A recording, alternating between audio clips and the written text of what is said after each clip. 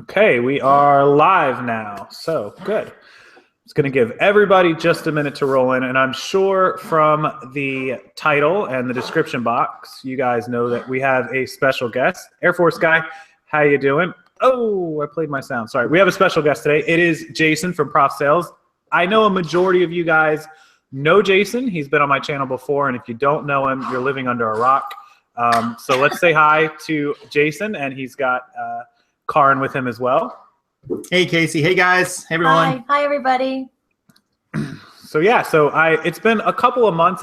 If I remember right, it's probably been 3 or 4 months. It was pre fourth quarter. If I had to guess, it was probably October-ish when Jason was on the channel last, and he was just getting the machine rolling, and his machine is certainly rolling along. Yeah. So I wanted to have Jason back. I kind of planned this. I didn't tell him this, but I planned this a few months ago because I wanted to see how he, evolved from before fourth quarter to after fourth quarter, which is something that a lot of you guys have been asking me, especially a lot of you that got started. A ton of people, Jason, I don't know if you had this experience, a ton of new people started just before Christmas. Like a lot of people jumped on. So yep. With that being said, we wanted to talk, hey guys, how's everybody doing? I see everybody joining the room. I wanted to talk to Jason about how he's evolved from, say, September, October, which I don't know if you, listen, guys, Jason is the most organized person I've seen, so he probably knows the answer to this. Where you were at in September as far as active listings, sales, how far had you made it September, October? Where were you at? Yeah, well, I can tell you back in September, I'm just looking at my records. We were around like probably about 900 listings, and those were a lot of just jeans. So we've pushed through a little bit more. Obviously, September is a busy month, and October was crazy. Yeah, you guys were building up. I remember, if you guys don't remember, that's about the time that they had that crazy. Did you guys get like 300 or 400 pair of jeans in just a couple of days? When you did the video about your inventory storage for the jeans, that was crazy. If you guys haven't seen that video, I linked Jason's channel down below. You can go back a few months and watch all those videos, but that was a crazy time. You guys built up so fast. Yeah. We bought 315 in just a day and a half. Like really. a day and a half. Yeah. That's when my jaw started hitting the ground. I was like, wow. And for the record, we would have kept going if we didn't have to come home. That's insane. And then to be able to watch the videos over the next few days in the week where I watched, Jason's process for listing and organizing and storage. And if there's any time that you ever didn't feel like the smartest guy in the room, just sit in the room with Jason, because they have processes and procedures that I don't understand. I'll never understand. Trust me. But so was that was key to getting started, like just being organized was. Yeah. I mean, obviously, when you're running a business, you can do it haphazard, and a lot of people do. They get started reselling that way. They just say, hey, I'm just going to go out there and buy 3 things at Goodwill and throw them up. And there's nothing wrong with that. But, then one day when 3 items becomes 300, suddenly you realize, hey, I need some sort of system to be able to find this stuff, or where do I keep my shipping supplies, and so on. So you've got to get organized at some point if you grow. Yeah, and I'll tell you guys, I like to think, excuse the dogs are super excited. You guys probably hear that in the background, don't you? The dogs just ran out.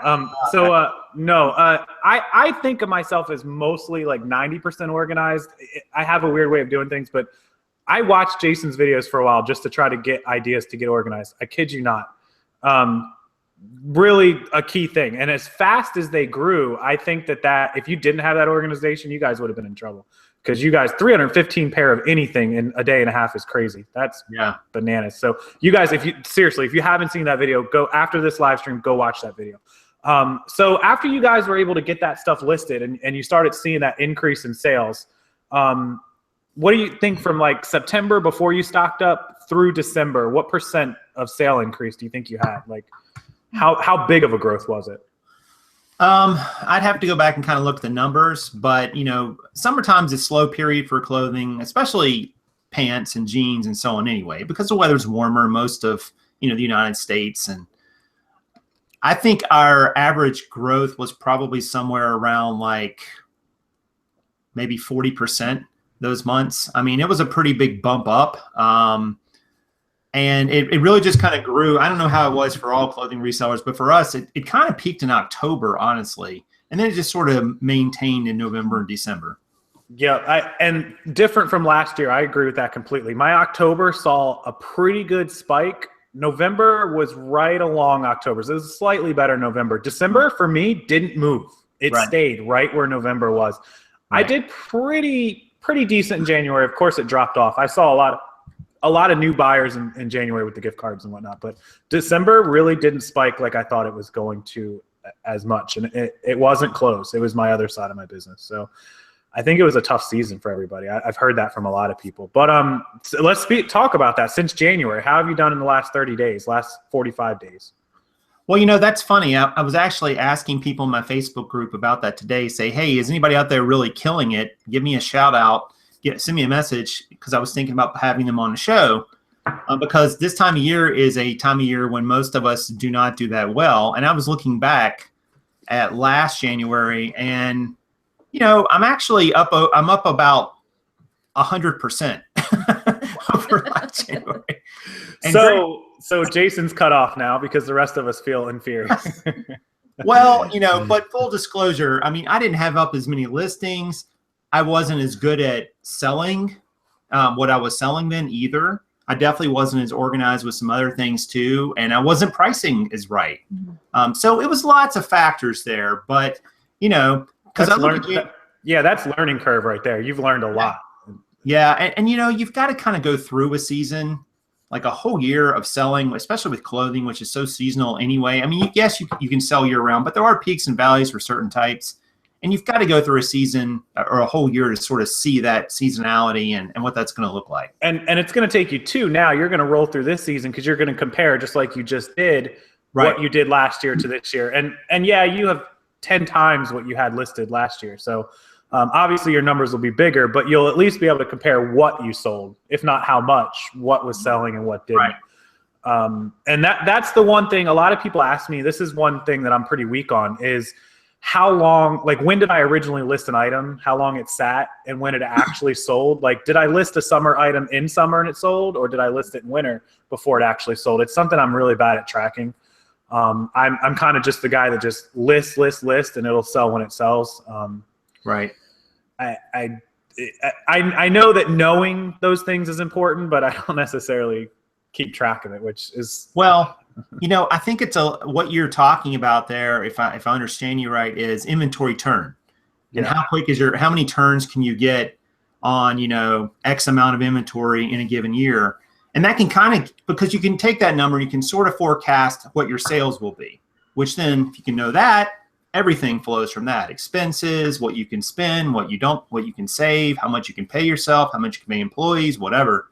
But jeans tend to have, for instance, which I focused on early on, actually most of 2015, I really kept a good track of how long it took jeans to sell. And I found the average pair was selling in about 22 days.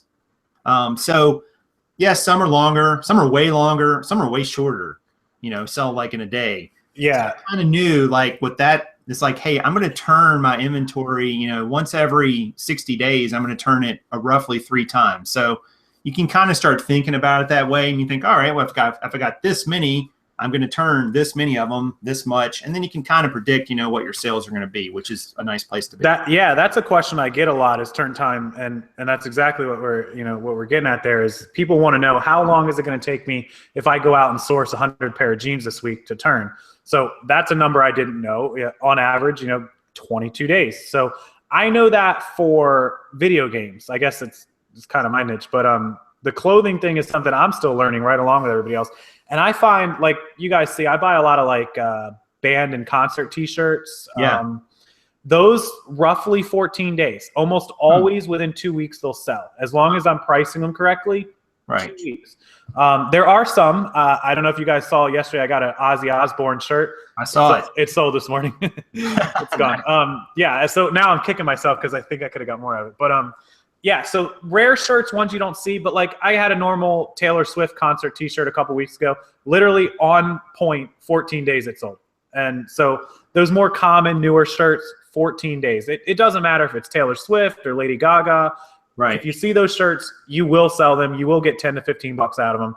And if you can buy them for $1, buy them. That's just something that, through experience. I sold hundreds of those shirts this year. And every time, 2 weeks, 10 days, 14 days, 20 days, they were gone. So right. So you could flip those. Theoretically, you could flip a shirt 26 times a year. If you're selling every 2 weeks. Yep. Correct. If you have 100 of them, you kind of can figure out where you're going to be once you sort of know that number, and it's going to be close. Yeah. Well, that what you just said about figuring out profit as well. If you know you're buying them for $1 a piece, and you're going to flip it and make, say, $8 profit per item. Right. And there you go, 26 every 2 weeks. You can figure out exactly how much money you're going to make, on those shirts. And then, then the trick is to go out and figure out how to source them. How to get them. Yeah, how to fill that. So people are saying they're scared of clothes. In the chat, I see it. A couple people are wearing clothes because I'm wearing clothes. Well, you know what? We may have some viewers from some clothing optional. That's a topic for another show. No sharing the hangout right now. Don't send out the link. Yeah, no. So for the people that are scared of reselling clothes, because I get that occasionally. I've had a few messages and emails where people said they haven't jumped into the clothing.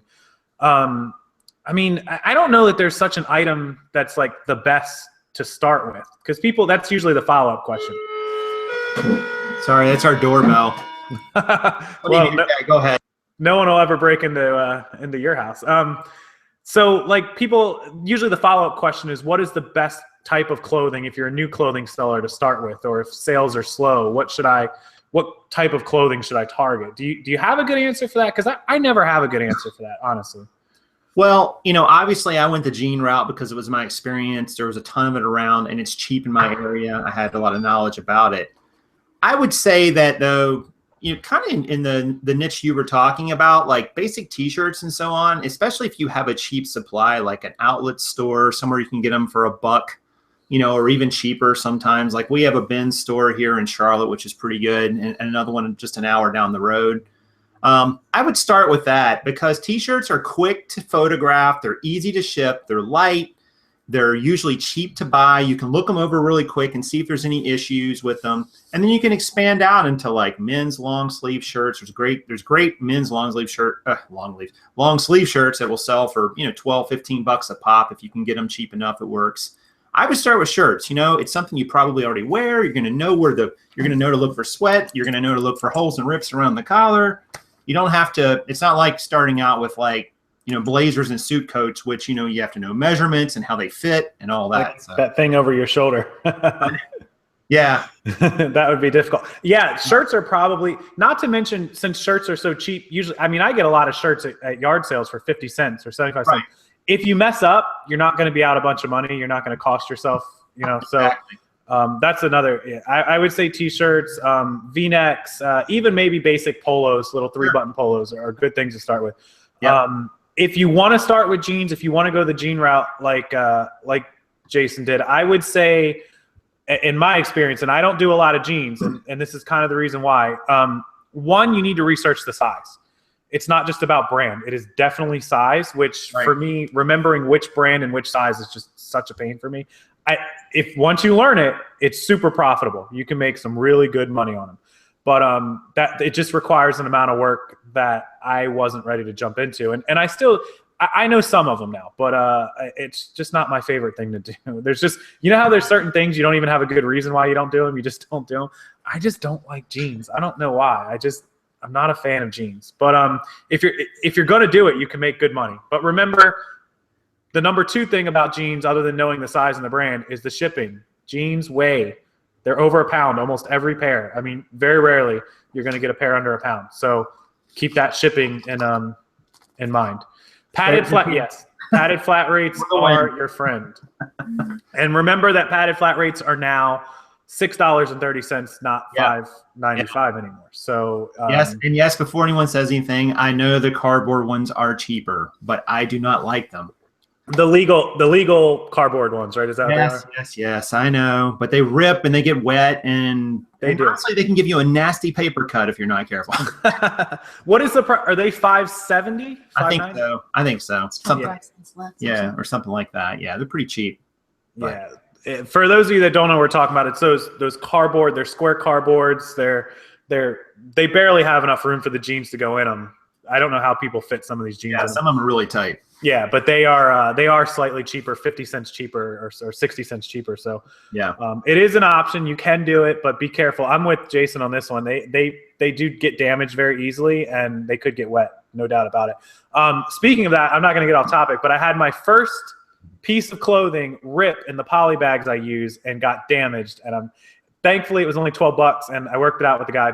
But for everybody that asks if you put your clothes inside of a secondary plastic, clear plastic, I don't, and I'm not going to start, because remember, I've shipped thousands of pieces of clothing. This is the first one. So if you use the poly bags, don't use those little thin ones that you can peel with your fingers. Use the good 500 mil that are thick. Like pay the extra $1 for 100 of them so they don't rip. You should not be able to take your poly bag. Like I have to incredible hawk mine to get them open. So, there's ones that I bought way back when I was a wee seller. I didn't know better. I could just poke my finger in it. It would poke a hole in it. Don't get those cheap poly bags. Use the good ones. They're worth the extra couple bucks. Yeah. And I am an example of that. I don't know how many thousands of pieces of clothes I sold this year, thousands, but never once did I have one damaged. Not one customer ever complained about it getting ripped until now, of course. But until now. Yeah. So, that's why the padded flats are so good. They don't get ripped. I don't know of a padded flat I found that has been damaged like that. So as opposed to those legal envelopes, I agree. The padded flats are the way to go. What size poly bags? I use 15.5 by 10s. There's links down in my description boxes of the ones I use. People were asking if you use a sticker. For those of them that haven't seen the videos where you did your inventory, like the stickering system, inside of your bags, how do you guys do that? Obviously some of you know, but some people don't. Don't grab that one. Oh, the one they don't want everybody to see. No, there's a reason. It was a lingerie. Now we've all seen. Listen, I bought a corset yesterday, and I was up in the air about putting it in the haul video. I now have 3 girls. All 3 messaged me asking about it. So, I mean, it is what it is. I mean, they do sell. So we use a sticker. This actually comes off of the Dymo 450, which a lot of people have Dymo printers. Yep. And I'd initially got mine for Amazon, which I'm not doing as much Amazon these days. So I actually use it to print my inventory labels. And they look something like this. Hopefully that will focus in. You guys can see it. Mm-hmm. There's just an item number on there, a location, a quick description, which the description is actually what I use for the title of the item. So I just paste that right into my, my listing that I'm creating. It's also got on there what I was listing this for, which was only $6 for this item. That was a bad buy, but anyway. What was the $4? I think it said FC under there. First class. First class. Oh, okay. Yeah, and the only reason we do that, and I don't do that usually when it's just me. The only reason we do that is because we're developing a system for an employee, and if someone's listing, they're going to need to know what to put for the shipping. So it's something that we kind of been incorporating, just kind of playing around with a little bit. And because I could hand that to someone and they could take it and they could list that item just from that tag. They don't need to come back to me and ask, oh, what is this? Here's what you do. It's right here. And it's actually a spreadsheet line, that particular item already. But if they needed to know what the shipping charge was, there it is. And how much to list it. That's very interesting, because for the first time in 2 years, we have things coming up where we're going to be out of town. Mm-hmm. And even though I have Kate's sister, who is an employee for me, she understands a lot of this stuff. She's going to be holding down the fort for everything, which she hasn't actually sat and done a lot of it. So I'm trying to come up with some processes for her. That's actually something interesting that I need to look into. Tiffany and James are friends who they have a 5,000 item store down the road from us, and they have an employee. And I actually give them credit for that, because their inventory system, they were doing consignment before, and they had a third-party proprietary software option that was doing the consignment, which they adapted to eBay. And part of it was they were putting these tags on, and there's actually have a barcode, believe it or not. They can take it out in inventory, they can just scan it. But they actually had that kind of info on there, and I asked them about it. I was like, why is it on there? It's like, well, we have somebody listing who doesn't know how to price things. It's like, gotcha. Well, yeah, and you really don't want to have it just on a sheet, because if you've got it just on a spreadsheet or written down somewhere or whatever, suppose that gets lost. Yep. You know, it's nice to have it with the item. With the item, yeah, that's what I was just thinking. Yep, that's so perfect. And a lot of people won't know who this is. Maybe you're familiar, but BHFO. Yeah, they're the single largest clothing seller on all of eBay. Right. Now, obviously, they do this. They sell 6,500 items a day. They have a system. They paid millions and millions of dollars, but it has every item in a bin with a corresponding barcode with the same information that you just put. It has the title, the item location, all that, or the bin location, and then it gets scanned, and it's with the item. It's in a plastic bag. It's stickered. It's with the item, and it comes down this conveyor belt. They scan it. The worker will scan it, and it pops up with all the information. They don't have to do anything but copy and paste that information in, and then when the item sells, the bin will come back down, and they can scan it right out of inventory. And you know, you bringing that up, and I know they list like tens of thousands of items a month, so obviously they have a huge system, but. Yeah. Even though most of us, we don't have the resources to implement that kind of system, you can make a pared down version that works because you don't have to go out and invent your own system. People have already done this. You just have to adapt it to yours, and you can make a smaller version of it that makes sense for your particular setup and inventory. Correct. Yeah. I mean, you know, they started somewhere too, and I imagine it wasn't with a $10 million conveyor belt system. Oh, no, of course not. No. So somebody said to have Karin do her best Mar West for the like. Come on, I think it's supposed to be May West, really? Actually. Come on. Yeah, it's May West. That's actually makes me laugh. All right, so here we go. We're going to do this one time and one time only. You guys get it once. Well, if you like what you see, smash the like button, big boy.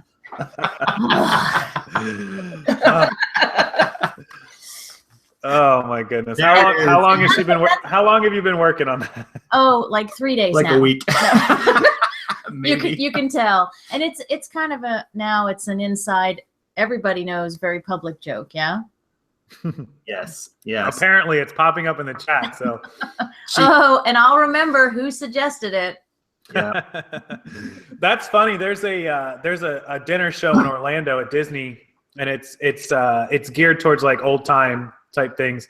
And they have some women, you know, in those feather hats and the boas that do. I mean, you could work there. They'd hire you right now. It'd be on. Well, if you ever get tired of this game. Well, there you go. Hey, vaudeville. I don't know. That's a funny show, actually. That impression is going to get you 10,000 views on this video in no time. So. You know what? I should use that when she cocked her head to the right. That should be a thumbnail later. So you might be lucky. I think my mom would have appreciated it. She was in the chat. I don't know if she still is. She was. You know, Daphne and I were on that show on Yvonne's show, yeah. Yvonne's show together, and that was your mom was a hoot. Hold on. I got to admit something publicly that's going to get me a lot of hate. This may get me a bunch of dislikes, but I have not actually watched that show. I'm hitting the dislike right now on this video that I'm on. And let me tell you the reason. And this is going to sound bad, but it's the truth. I don't actually watch my own shows. I don't go back and watch my own YouTube videos. Am I the only one that doesn't do that? I don't do that. Okay. So I don't watch my own YouTube videos. And the reason is partly because I feel like if I didn't get something wrong, I'm going to criticize myself, or didn't get something right, I'm going to criticize myself bad.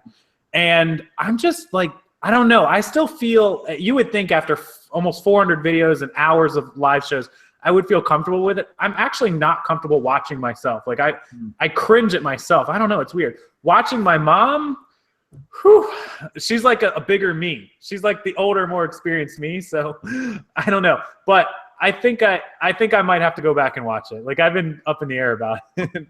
Well, that explains a lot because we said all sorts of things about you guys when you weren't around. So. And none of us had a question. Yeah. Maybe you should have watched it sooner. I'm just saying. I know it's been a couple months now. I'm a little concerned.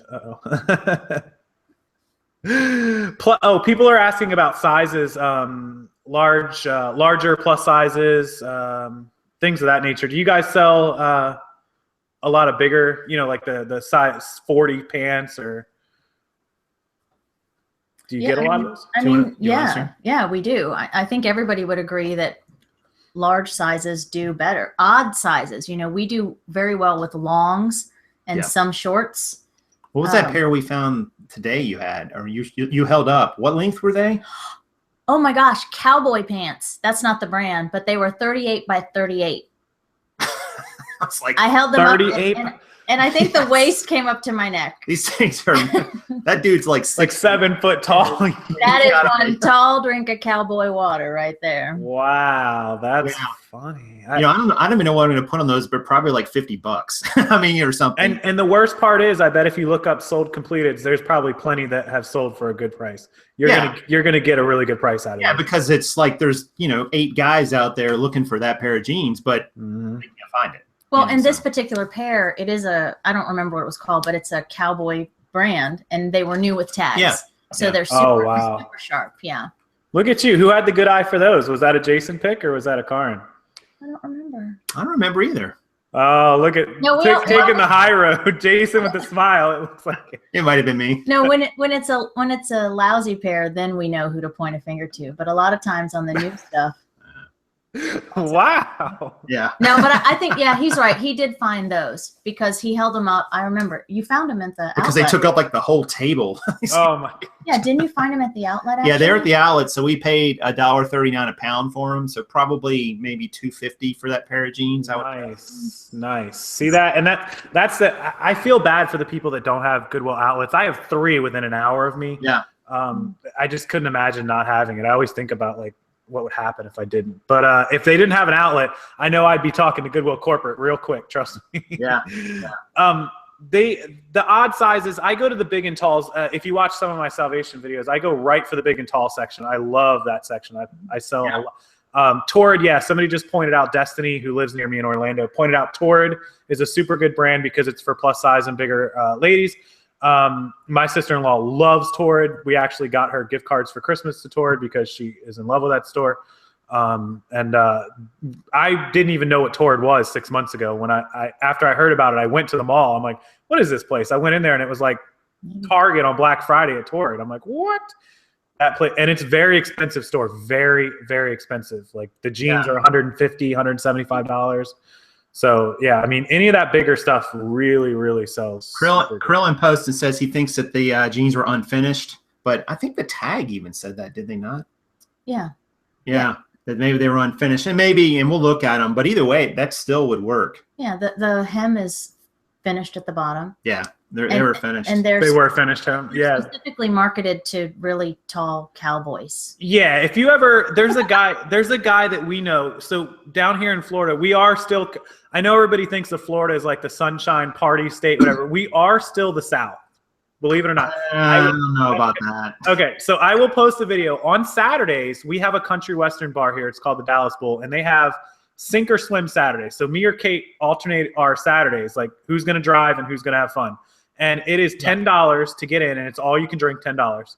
And there's a guy that works there, and he is, I think he's the bar manager.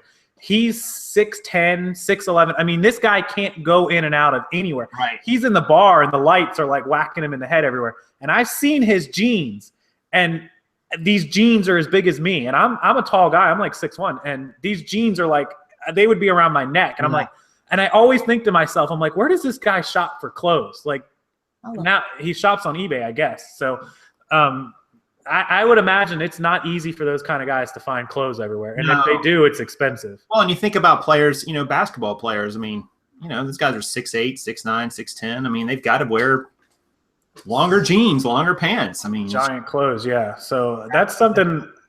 Yeah, I got to start keeping an eye out for more of that. Oh, she got them? It's hard to see, but they're actually touching the ground right now. Oh my goodness, those are insane. Here, I wear a 32, so there's a good comparison. Woo! My waist. So yeah, wow. Those are and they're finished at the bottom for sure. That's the regular stitch. You can tell. So I think that's how they came. Believe it or not, 38 cinch jeans. That's who they are.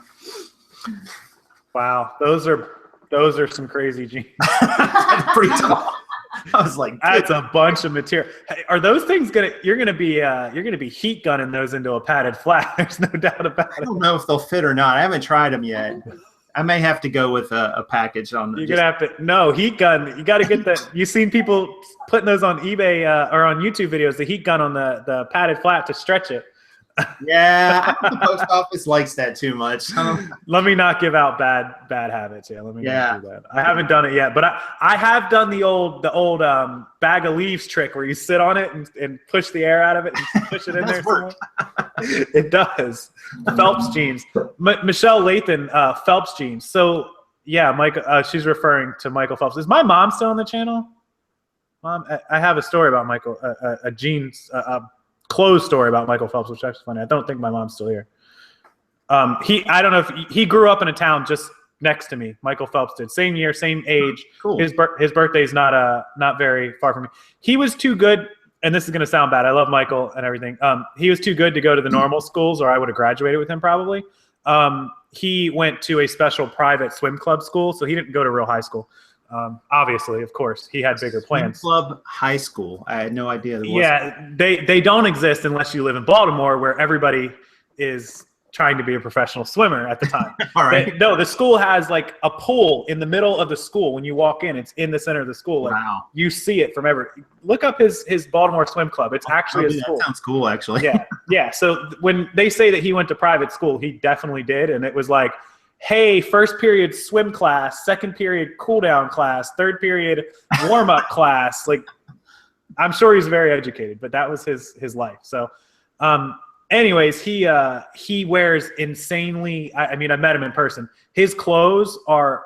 Michael's like 6'4", 6'5". He's very tall as well, but he has that torso that's really high up on him, and so his pants have to do the same thing. And if you ever seen him out or like at the gym in public, if he's got his shirt off or whatever, to see where his pants hang is pretty crazy. I'm sure if you Google some images of him and without a shirt on or something, not that I've done that, but I have seen him in person. And full disclosure here. Yeah, full disclosure. It's awkward. So it's funny to think about, people I see people going to the stores trying to buy what they like or what would fit them or what the average person wears, but think outside of the box. I guess that's kind of my point. I got off topic a little bit, but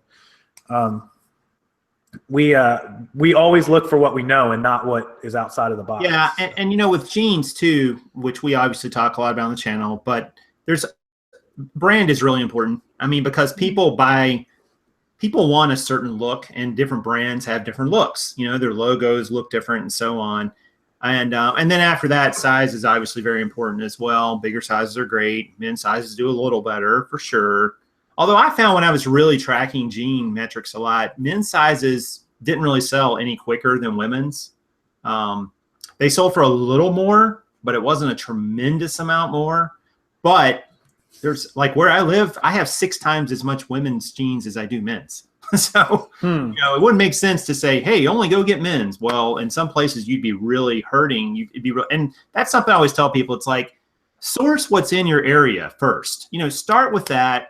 Find a way to make that work because like Ronnie, for instance, up there in Connecticut, or Massachusetts, wherever he's at. I think he's Massachusetts. Massachusetts, yeah. He's got tons of like higher end vintage stuff around him. So he finds that stuff.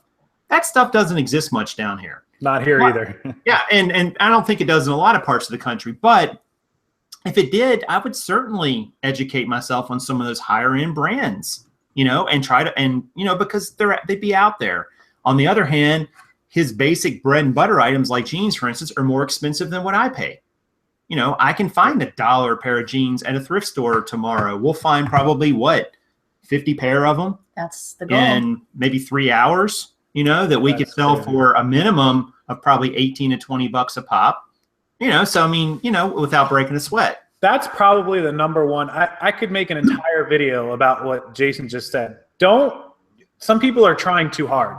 Take what's available. Take what's there to you.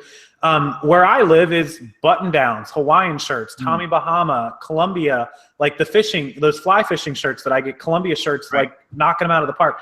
Yeah. Well, where do I live? Hello, it's Florida. What do you think you're going to find? So, that's the wetsuits I had in my video. I get the jet ski and boating wetsuits all the time because that's all there is around here. And you know what?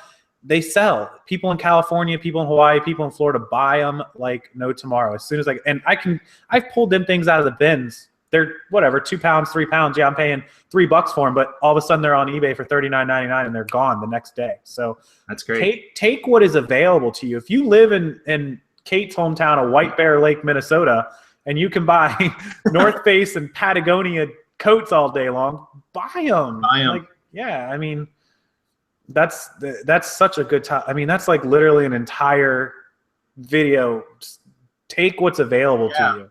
And people, you're exactly right. And people want to reinvent the wheel, or they want to be Raikin, or they want to be Casey, or they want to be, Prof Sales. Or I'm like, be you in your area with what you have. You've got stuff there that can be sold.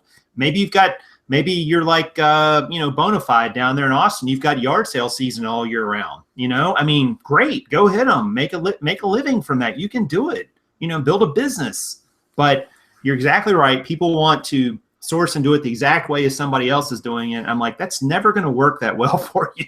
No. You learn from them, but you still got to put your own personal stamp on it with what you have in your area. That's right. And there's a lot of stuff I see. I mean, you guys, everybody knows that I watch everybody else's. I learn from all the other resellers. When I sit in bed at night, I sit and watch 5, 6 YouTube videos a night. And I would love to sell more jeans. We just don't have, we live in Florida. People don't wear a lot of pants down here. They wear shorts. There's just not a huge jean inventory down here. Nicole out west, she's got Anthropology and these trendy, fashiony LA, New York. We don't have those. I think if I interviewed everybody at the bins over the last 12 months, how many pieces of Anthropology they pulled out, it'd be like one. Right. So I would love to sell that stuff. That'd be awesome, but it just doesn't exist here. So you take what you can get. And thankfully, I live in an area that has 1 million stores, and we have yard sales year round, except when it pours, which is my problem. Does it rain a lot in Florida, Casey? Just a little, sometimes. Just a little. Just a little. Yeah, like today. And like every Saturday morning until noon when it stops, which is the most people have been asking me why I haven't been hitting yard sales very much. I'll tell you what, I'll make a time-lapse video of like 6 weekends in a row and it'll clear it up for everybody. It is literally, I mean, you can add my zip code to your weather app and you'll know exactly when there's going to be a yard sale. Yeah. That's so weird. That's yard sale. You guys, man, I feel Dave, my friend Dave was just up at the mountains. He took his RV up there and it was snowing, of course, right when they drove up there. That was that the weekend after Christmas, I think. And when you guys got all that snow, and he's like, the one weekend I choose to go to North Carolina and it snows. I'm like, well, yeah, well, that's what's great where we live. We're 3 hours, well, not even 3 hours from the mountains. What are we, 2 hours? If that, yeah. 2 hours from the mountains, 3 hours from the beach. Yep, you guys live perfect. So when it gets cold, just go east. Yeah, it's great. Yep. Florida. Somebody said Florida has Tennessee. Florida has rainy season and monsoon season. Yeah, not much in between. There's no doubt about it. And it doesn't. Where he's talking about the rain. Yeah, it doesn't rain at 8 o'clock at night. No, it rains from 8 a.m. to noon. It never fails. Every Saturday morning, I'll wake up at like 7 a.m. I'll look outside. Nope. The dogs get up to go outside. As soon as I know, if the dogs get up and they're like jumping to go outside, yes, yard sale. If the dogs are looking at the window like, are you kidding me? Nope, going back to bed because rain's coming. Yeah, you got to live in California or Austin. Chris has got it really good in Austin, so he definitely does. Let's take. I'm gonna take some chat questions because I saw a bunch come through. Is that what you mainly sell, jeans? I'll let you answer that. I think that was for you, Professor. The professor. The professor. No, I mean, it's mainly what we sell, sure, but we've kind of branched out in some other areas too. We've also sold a lot of things on Amazon locally here, Craigslist and Garage Sale and OfferUp and all that nonsense as well. Actually, I was purging a bunch of my Amazon inventory just yesterday because of the long-term storage fees. There's a little tip for you guys. Make sure you purge your Amazon that's going to get hit with fees if you don't think you're going to sell it. Yeah, no kidding, right? That was one of the reasons that I never went full force into FBA and we fulfilled a lot ourselves. I kept hearing such horror stories about fees and fees and fees. And I'm like, man, I feel like I should fulfill. I understand the workload and I understand the storage and all that, but I've been wanting to send. I've got a couple boxes ready, and I'm like, do I do it? Do I do it? Like I've got a couple good size boxes, and I'm like, so I'm thinking about it. What did you guys like? What kind of inventory were? I don't know if you wanted to talk about that or not, but what kind of stuff? Well, we had a Kmart that closed near us, and I picked up some space heaters for the garage. It was like 3 of them. So these things are like, this big, and it's like, oh, that's going to be $15 to keep storing those. And I'm like, oh, and these things are only going to sell for like $35 a piece. I'm like, nope, just send them back to me. I'll sell them on eBay. Yeah. I'll store them here. So, and it was a lot of other things too. We were sourcing at one point a lot from Lowe's and Home Depot, which, by the way, are good places to source if you're doing Amazon FBA. You can find some great deals in the Lowe's and Home Depot clearance sections. Tremendous deals. Do they have their clearance sections like all the time, or is it just? They don't really. I mean, they don't always have a clearance section. Those two stores. Sometimes it's an end cap. A lot of times it's just one-offs in departments, and you can look at the tags and see. And they have kind of a pricing system that I'm not going to get all the details of it here. I was better versed on it probably a year ago anyway, but they have a pricing structure that, you can sometimes find some great deals there. I mean, you're going to spend more for the item up front, but if somebody doesn't have those stores in their area or they don't have access to them, they're willing to pay a premium for them on really Amazon or eBay, honestly. But so it was things like that we had sitting there. We had a bunch of little smalls, I bought like 3,000 books back last spring. And a bunch of them, most of them I actually reflipped locally, but I did send in a bunch of them as well. And some of those I was like, time for them to go. They're not a lot any one, but I was like, just dispose of them. Amazon will dispose of them. They're just going to lot them up and sell them to somebody. Yeah. So it was stuff like that. And it was going to be like, $180 just for the long-term storage. And I'm like, no. Yeah, that starts to add up. That $200 here, and you think back to the profit. If you were making $20 a piece, you just gave away 10 items worth of profit. So right. So I just said, I'm done with them. I still got a few more to go through. I guess I got a few more days because I think it's the 15th when the. Yeah, I got the email too. Yeah. My long-term storage fees were like $14, so I don't have very much at FBA, so it was very good. I have few video games. I have all small stuff. Everybody knows I target like first class. If it's not first class, I'm very, very stubborn about buying it. Like it has to be super good. That's smart. I hate high cost items, and I hate storage issues. I hate real estate. Real estate is not cheap. I don't care if it's an office or a warehouse or FBA or your garage or wherever it is. Real estate is expensive. So I just, if it's small, if it's no bigger than that I can carry in my arms, otherwise I hate it. So I probably just have some cell phone accessories, some electronic accessories like some headphones, and just everything I have at FBA warehouse, I guarantee is fitting on one pallet. Like it can't be more than that. So that's not bad. But I have 1,200 items in merchant fulfilled. So those are home. yeah. Those are on bookshelves. Most of those are video games. I'm just a huge video game person now. So yeah, we have 3 bookshelves with the systems and just alphabetical order, and we just go right to it. So the turn time for video games or electronics versus clothes is usually better, but you're investing more money. Just remember that you're going to get clothes. You can't go out and buy electronics for $1 and $2 a piece. Very rarely. You're spending $5, $7, $9 for something. Right. Yeah, I might sell it for 20 or 25, but I'm putting out 10 times the capital. So just keep that in mind. Yeah. People, do you guys have Salvation Army? I saw somebody a minute ago asking if you have Salvation Armies there. Yes, we do. Do they have the half off sales like most places? Yeah, they do. And I went a week or 2 ago and did very well with shoes and some jeans. Yeah, they don't get shopped very heavily, actually. Not Goodwill gets 10 times the customer volume. Really? Our Salvation Armies, we have a lot here. So ours are 50% off every Wednesday, and then the first Saturday of every month, they change the location, they rotate it. They do the by the pound, just like Goodwill does. So so we can kill it. I do Salvation Armies almost every week. I did not go today because I had a crazy schedule. And last week when I was at Salvation Army, they were picked over really good. The inventory just seemed kind of low, so I'm going to kind of give them a week to stock up, I hope. I hope I didn't make a mistake and that they stocked up yesterday and now it's all empty again. Yeah. But the other thing is with the first Saturday, when they do by the pound, they used to do by the bags, which was awesome. Like you could get like $10 bags. You could put like 15, 20 pounds in the bag. So now it's, I think, and somebody correct me, is it $1? It's $1 a pound, I think now, the last one I was at.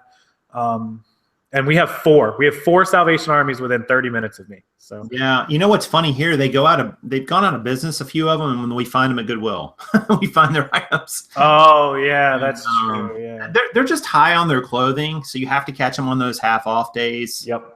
They just, you know, they're so expensive. they're like double in some cases. Yeah. Like, I'll go in there and they'll have t-shirts at $5 for a shirt.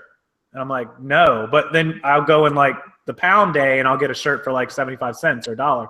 Yeah. Like, okay, that's worth it. And sometimes I go for half off days because like the button down shirts that I'm real big on, they're $10. Yeah. They're usually like $9 or $8 or $10 normally. So I can pick them up for $4 or $5. And then at $4 or $5, it's worth it if I'm going to list them for 19. Right. But I can't spend $10 on them to list them for 19. No. It's just not going to work. So, but 50 cents a pound. Oh, Dave is saying 50 cents a pound. No, I think it was $1. Somebody's got 50 cents a pound. That's phenomenal. Mine is $1. I think it was 99 cents. But yeah, I live at Salvation Armies, and people, we don't have savers in Florida. Nope, we're not lucky enough. I don't know that you have them either. Nope. Nope. I think they start in Virginia, if I remember right. Savers is big books, from what I heard. Yeah, we've never been to one. I've heard that, but aren't they attached to? Are they attached to Value Village? Value Village, correct. Yeah. We have those. Yeah, and they really like their clothes They're there terrible. as well.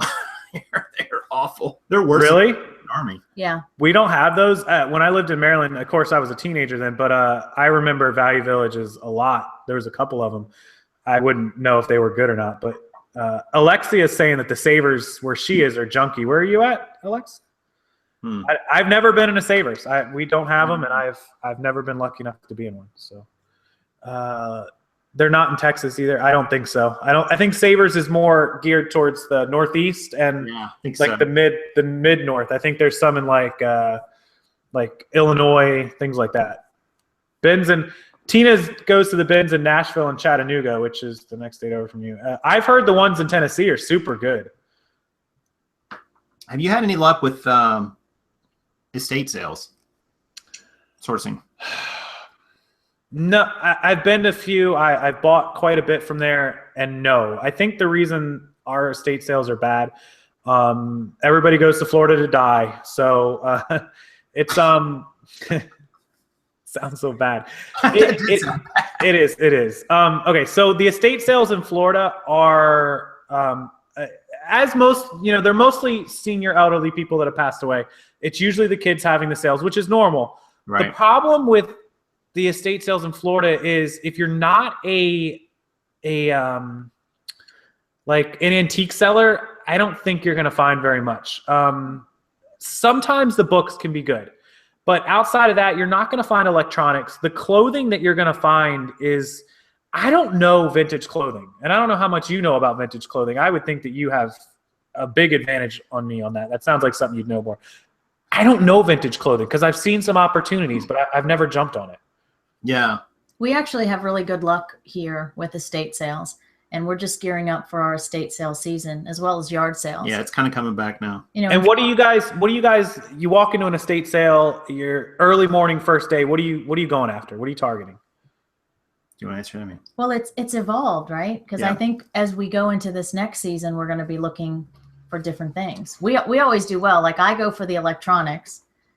We'll kind of swing through the books. You always go upstairs. Our new target is, we're looking for one-offs. That thing that sold so well, the CD recorder thing, that was awesome. But I think we're going to make our focus this season is going to be to make a beeline for the closets for that exact reason. Shoes, clothing, vintage clothing in particular. We probably left a lot of money in the closet, so to speak, last year because we just weren't as well versed. We were sourcing more for Amazon at the time. Yep. So new in a box, we were looking. Yeah, you're right. the thing about estate sales is what I noticed last year that I did not take advantage of. And I think if you're a clothing reseller, you can do this, no matter vintage or not. Estate sales really don't care about clothing. It's like they want to sell the big items. They want to sell the furniture. They want to sell the patio set. They want to sell the TV and the computers, and they want to sell the electronics and so on. The crap in the kitchen, all the tchotchke, kitchen instruments and so on. The glassware that they push right when you walk in the door. Right. Clothing is like forgotten.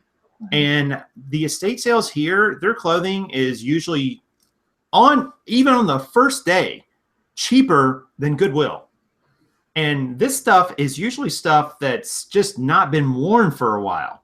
It has nothing wrong with it. It's not being, and they're ready just to get rid of it. So my plan this year is to go in, because you'll find these guys around here. A lot of these guys around here are golf nuts. So you'll find stuff with the Masters on them and all, FootJoy shoes, and I'm just going to go in and make them an offer for all of it and say, hey, I'll take all of that. How much will you take? $75 for all, 50 pieces, whatever it is, and just take it all. Okay. So this is my answer to what Jason just said. Insert notepad, estate sales, clothing immediately. So if you guys think that we don't learn from each other, trust me. But you know what I'm saying, Casey? Like, it's like going to the bins, but getting perfectly pristine things from somebody because the estate sales where we live, like we do not live in a big house, but we live in an affluent area. So the estate sales here, I mean, these are like, $1 million, $2 million homes a lot of times. They don't give a crap about clothing.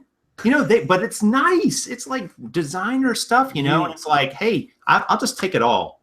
That's the hammer to the nail on the head right there. And it's something I don't think about regularly, but I'm sitting here thinking about it right now, trying to pick my jaw up. That it's so right. Just down the road from me is their people that own farms. Florida's big, the orange farms and the strawberry farms. These houses are like 5,000 square foot mini mansions. Right. And nobody gives two thoughts to the clothing. It's the furniture, and it's the reason you're talking about 50 years of stuff that these kids all of a sudden have to get rid of. Yep. They want as much of it gone as quickly as possible, and the clothes are not on the top of the list. In fact, they're somewhere down there. That's such a good point. And now this is my tip for you guys to go along with that. If you haven't been to estate sales yet, most of the estate sales are ran by companies, and they will put you on an email list. As soon as you go to one, give them your email or get their card.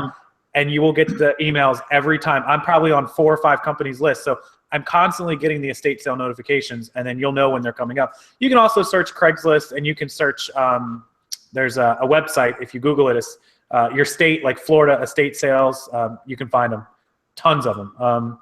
But that's such a good idea. Now, and our thought too is, if you go in and there's 50 items in those closets, let's just say, and you end up paying $1 for each one, how wrong can you go? That's true.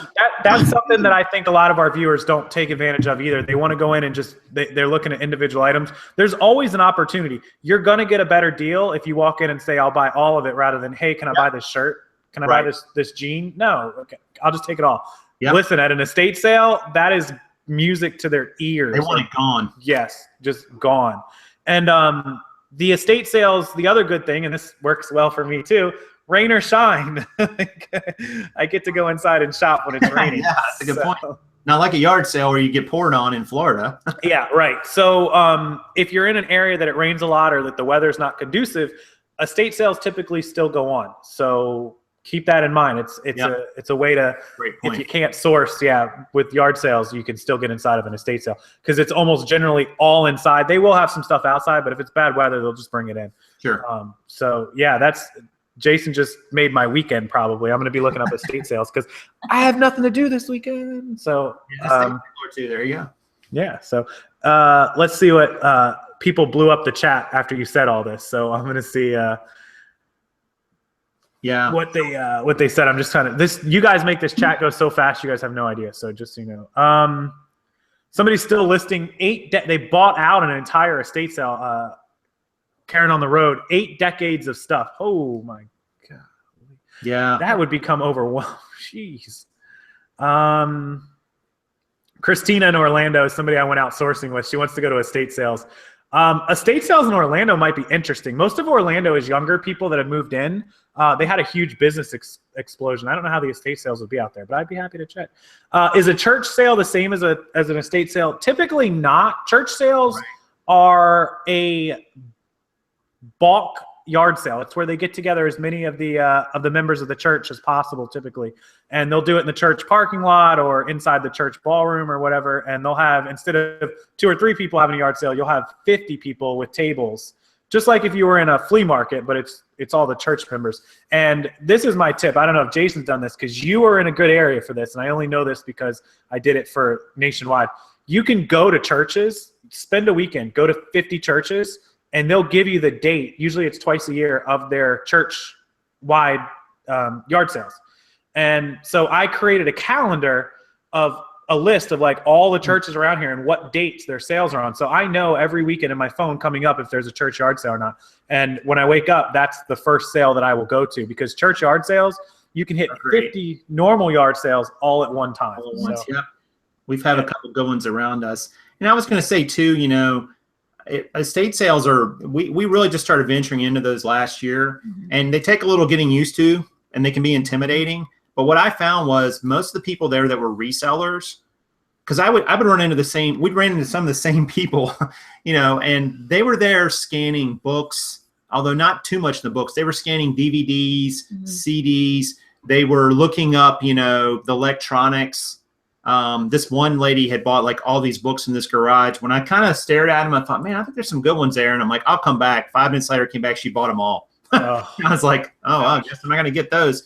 But they don't want to fool with clothing. I mean, for the most part. But I mean, I've never once seen a reseller go into an estate sale and just scoop up all the clothing and run out the door. Well, please do us all a favor and video that if you. If it happens, I'm gonna be like, all right, there it happened. I'll take care of that. Yeah, please do. And that's I'd be interested in that, because I don't know if there's any coming up this weekend. I'm hopefully in the next couple of weeks, but I'm gonna go in there and I'll video it if there's something worth videoing. I have seen some closets. I'm just trying to rack my brain for the last few estate sales I've been at, like the closets and the clothing situation. I imagine I probably left a lot of money. Yeah, and when you think about yard sales too, because it's coming up on yard sale season, but yard sales, when people put clothing out, a lot of times it's stuff that doesn't fit. They've worn out. It's got a stain on it. It's got a rip. It's got a tear. Estate sales are usually because someone died or people got into financial trouble and they're losing their home and they need to liquidate. Yeah. So those are not things that are going to be worn out usually. They're like, we just need money. So that's a really good, another one. See, and this is why when I opened this video, I said, listen to the smartest guy in the room. And right now, this room, it's that guy right there. I'm going to add all this to my notes. This may be a video I rewatch. Rare one. I may watch this video. The first one. Oh, come on. The first one, yeah. Technically, we were on it too, so it wasn't just you. So. Yeah, so no, it is easier to watch the live shows, I guess, where I had to go back and forth. That's true. Storage auctions. Tina's asking if you've ever ventured into those. We have. We have. What haven't we done? They're just like on TV. Said no one ever. Said no one ever. Well, no, let me correct that. Said no one prior to the TV shows. Post TV shows, a whole nother story. I know. When I first started, I thought I had the genius idea of like, storage units are going to be my billion, not million. I was like, I'm going to be a billionaire off of storage units. And this is literally right, I would say 6 months before it was all over TV. Because I can remember going to my first few storage units. Everybody knows this. I made a killing off a few units. Spent $300, made $3,000 off of one. Sure. 6 months later, I started seeing it on TV. I'm like, man, I just got to this in time. The next storage unit I went to, there was usually, 20 bidders there. There was like 300 people. We couldn't even get into the parking lot. I'm like, it's ridiculous. What? The unit that the one guy bought had like 3 boxes in it. It sold for like $650. He opened the boxes up and there was like Christmas ornaments in them. And I'm like, man, this is over. Yeah, we did go to a few. We didn't actually purchase any. But I will say again, here's another opportunity where you can think out of the box a little bit. So again, going back to if you're a clothing seller, but this would work for any of them, like Casey, you do video games and so on. If you go to storage auctions and make connections with these people who go around on these circuits, And there's a lot of these people who do that. They pick a company and they sort of follow that company around that day and another day with this company. You can make connections with these people and say, look, I know you just bought this unit and that big pile of clothing over there you probably don't want. I'll give you $10 for all of it. Or maybe sometimes they'll even just give it to you so they don't have to dispose of it. Free inventory. Look at this guy. I'm going to recommend to you right now. I don't know if you want to give your secrets out, but make a video of your secrets and you'll kill it. So going around, and Georgia Parker, who's a very great viewer, Georgia, how you doing? Just said that she never thought of that. These are things that I never Not my thought idea. of. I can't take credit for that one, but we'll take credit for it. Now, I never. It's not that it didn't cross my mind to like, what do these guys do with the stuff? Because these guys can't be selling everything. I just kind of assumed that storage unit buyers were like me, and they were like, oh, eBay, Craigslist, whatever. They'll find a way to sell it. No, they won't. They won't. You would be surprised how many people of those guys throw stuff out. Like they do. They go in there, they buy their unit for $300. They take the items that they're going to sell, whatever it might be, their exercise equipment or furniture, electronics, and the rest of it to them is just garbage. It's a pain to them. Right. They don't want to deal with it. So, yep. So now I'm going to be out hitting the roads, I guess.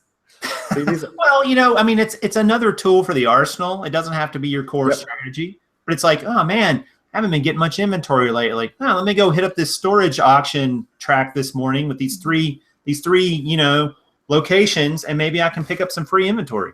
And you would be surprised. You give that guy your business card today. He might not call you tomorrow or next weekend, but in a month, he hits a storage unit that was full of tubs of clothes, and he's annoyed at, I need these tubs gone. All of a sudden, guess what? He's going to remember, hey, Jason gave me that business card.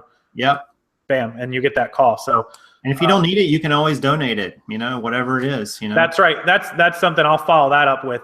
If you do make a connection, do everything in your power not to say no. Say yes and make the headache yours, because they won't call you again if you make the headache theirs. Yeah, make the headache yours. Well, and just like the storage, the storage, that's what you're talking about, storage. You can get on their list as well, reminder lists. Yes, for where the storage auctions will be. Yep. Auction. There's a few on AuctionZip. Yeah. AuctionZip. Yeah. So estate sales, AuctionZip. There's all kind of resources out there where you just get on a list. Yep.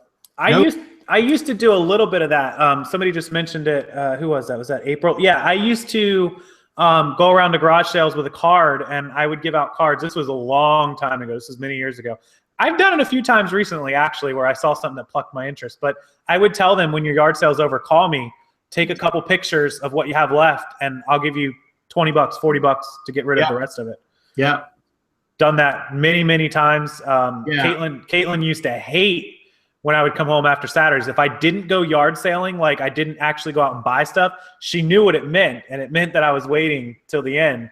And I would get 3 or 4 calls, and she knew if I left at like 3 p.m., that meant the yard sales were over, and I was buying an entire yard sale. And Casey, when you go big time and you've got a couple employees, let's say, and maybe you're a clothing reseller, maybe you're trying to be the next BHFO, you send those employees out to those storage units and you say, hey, you wait there. And when somebody buys one with clothing, you tell them you're going to give them $10 or $20 for it or whatever, and you get it all. And then and then they bring it back to wherever you process it and do it. Now you've just pulled in, 1,000 units in a weekend, and you didn't have to even go out yourself and do it. There's just so many ways you can build your business forward. Just if you want to think outside the box just a little bit and use what's already there in your community instead of, like we said earlier, trying to be somebody else. That's right. And I'm on you with that 100%. Like, all of these things are just things to add to your notepad. And if one thing is slow, if the outlet store was terrible, or the Target retail arbitrage was terrible, or there weren't storage units, go to the next item. Go down the list, because at some point you'll find something this weekend to buy, or this week. Exactly.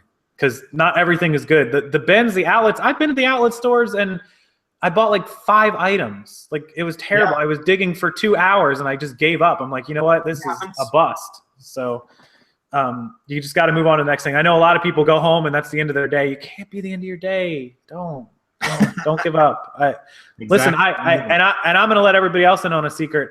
I slept until 11 o'clock today. I woke up at 7:30, 8 o'clock normal time, and I feel like a truck ran over me right now. And I slept till 11, and when I got up, since I didn't go outsourcing, I went through the inventory on the computer. It's all I could bring myself to do today. But you know what? I went through every piece of inventory. I edited every title with keywords.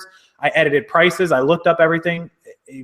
Don't give up on the day. Even doesn't matter. Like, just get something done. It's a great point. Yeah, I'll regret it tomorrow because I didn't source today. But you know what? I just couldn't. There's some days I couldn't do it, but I found the next thing on the list to do. So that's the important thing. Wow, we have been on an hour and 5 minutes already. Are you kidding me? Is it that?